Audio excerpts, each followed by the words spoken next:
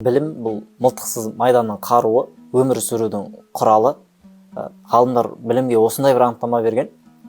Білім бұл кішікті ұлық қылады дейді. Және надандықтан оятады, құлдарды патшалар дәрежесіне көтереді деп білімге осындай бір маңыз берген.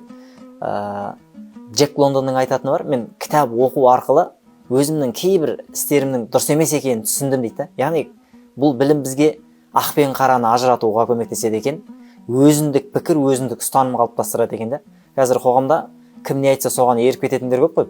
Сол сияқты бұл, егер білім ізденетін болсаң, кітап оқып, ұстаздың алдында отырып дәріс алатын болсаң, онда сенде өзіндік пікір, өзіндік ұстаным қалыптасады, және кім не айтса да тек бір тараптан емес, сол айтылған мәселені жан-жақты қарастырып, өзің бір шешім шығару, таңдауға келген кезде нақты қадамдар жасай алады екенсің ғой.